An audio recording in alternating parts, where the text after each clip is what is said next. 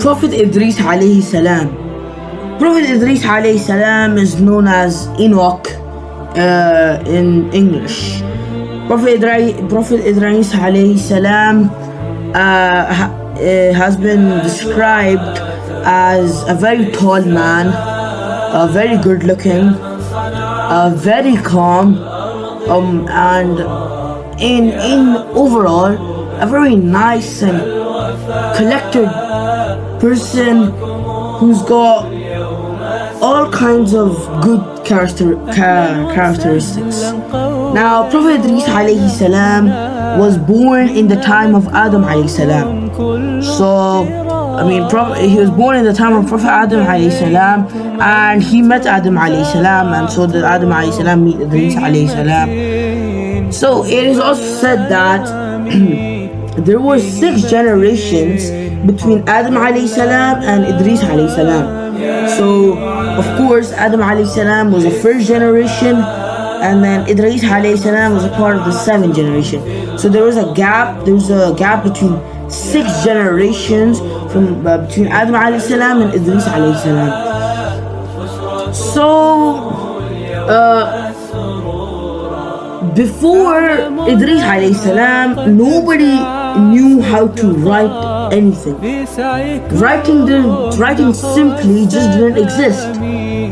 And until Allah subhanahu wa ta'ala taught Idris alayhi salam how to write.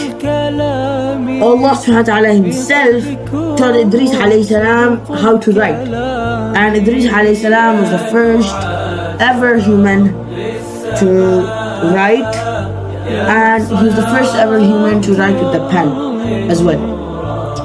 So after that, Idris alayhi salam taught other people how to write. So Idris alayhi salam had come to stop the corruption which was from the people of Qabil, and because of that, the corruption was spreading from the people of Qabil to the people of Idris as well. So the people of Qabil, they were very corrupt. They created havoc.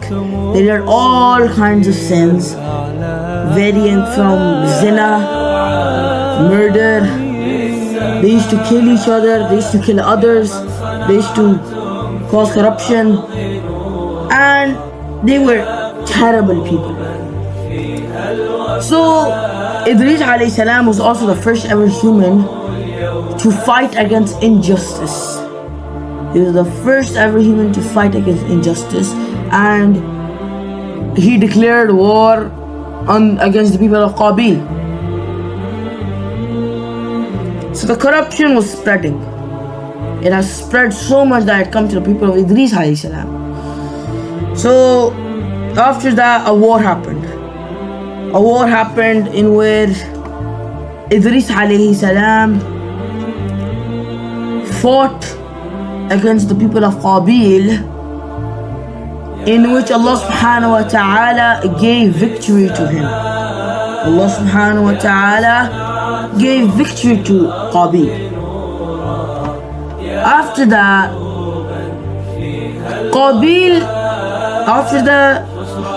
Qabil was granted prophethood. He was granted prophethood. Now this was before he was a prophet. This him fighting against the people of Qabil was before he became a prophet. So this just shows you that every single prophet, even before they became a prophet, even before their prophethood, they were amazing people. They were good-hearted, kind-hearted, just.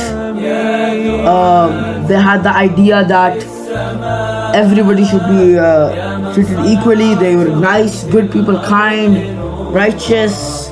They were good people. So Idris alayhi salam has been mentioned in the Qur'an as basically, you could say that he's been mentioned in the Quran as a high level status person. Very high level status. Like, top notch high level status. A status which is very high. It has been mentioned in the Quran in that way. He's also been mentioned in the Qur'an as a very truthful man. Very truthful man. The Prophet ﷺ said that 3 prophets, Idris, Musa and Zulkifl, they were the 3 most patient prophets ever. So Idris ﷺ was very, very, very patient. And he is also, of course, been mentioned as a prophet, Anbiya, in the Qur'an. He's been mentioned as a messenger, and Anbiya, a prophet in the Qur'an. Idris ﷺ was also very pious. He was very pious. Allah subhanahu wa ta'ala revealed to Idris ﷺ that Allah subhanahu wa ta'ala will give the good deeds of every single will give, basically he'll give the good deeds of mankind every single day, and on addition also the good deeds of Idris alayhi salam himself, and also the rewards of the people of Idris alayhi salam. So this is very big. Like the amount of good deeds, the amount of rewards that is unimaginable. It is very high and very high level as well.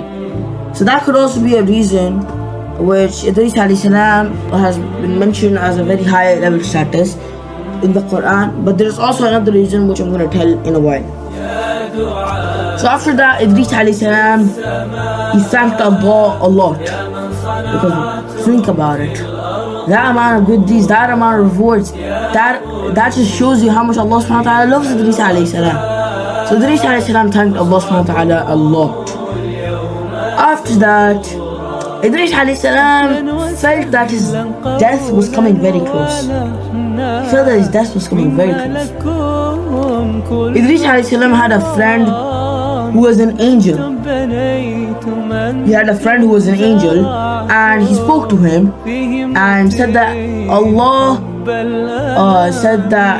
told him about the rewards Allah subhanahu wa ta'ala was giving him, and asked him to go to the angel of death and seek permission to Allah to not commit his death already. So the angel said that this is a matter which is Allah's decision. We can't do anything about it. But they still gave it a try.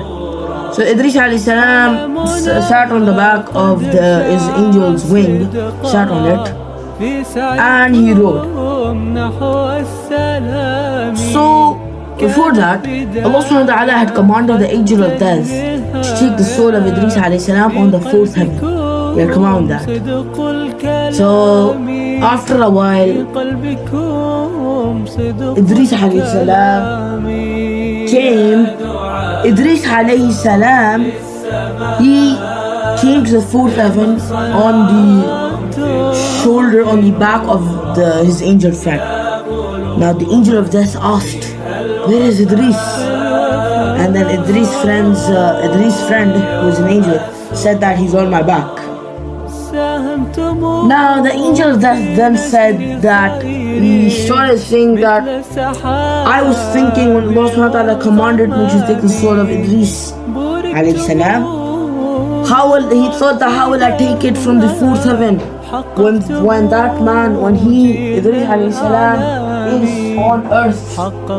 He asked that he's on earth. So Prophet ﷺ also said that when he was on his Miraj, he met Idris alayhi salam in the 4th heaven. He met him. So that is the reason why Idris alayhi salam has been mentioned as a very high status. Very high status. Because he died on the 4th heaven. That is a high level status. So there is a gap between Adam alayhi salam and Noah alayhi salam of 10 generations in where Islam there was only Islam at that time. 10 generations, 10 centuries, you could say. There was no idols, there was no shirk, no concept of disbelief, no concept, no idea other than Islam. There was nothing. So, there was also. So when Idris alayhi salam had died on the fourth heaven, he had died, and there was a big gap between Prophet Idris alayhi salam and the next messenger who was gonna come. And when Idris alayhi salam died, his people were very good, like very good. And there's some people who were mainly, you could say, mainly good. And they were called. The first one was Wad, the second one was Suwa, the third one was Yaghut, the fourth one was Yawq, and the last one was Nasr. And these 5 people were very loved by their people, very loved. So when the first man died, who was Wad, at the funeral of Wad, Shaitan,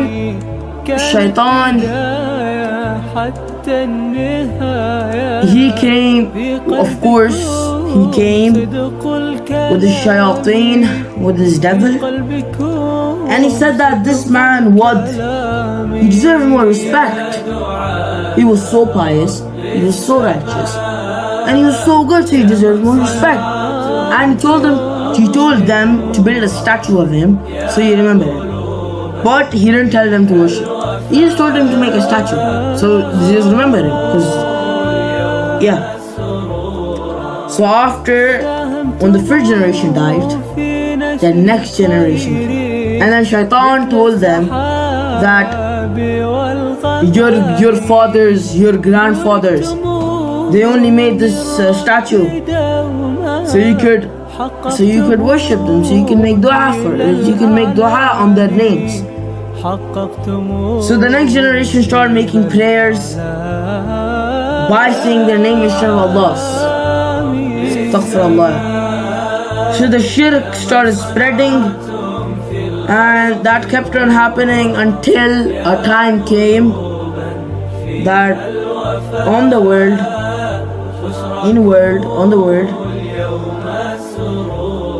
there was only one man, who was the third prophet, Nuh alayhi salam, who believed in La ilaha illallah,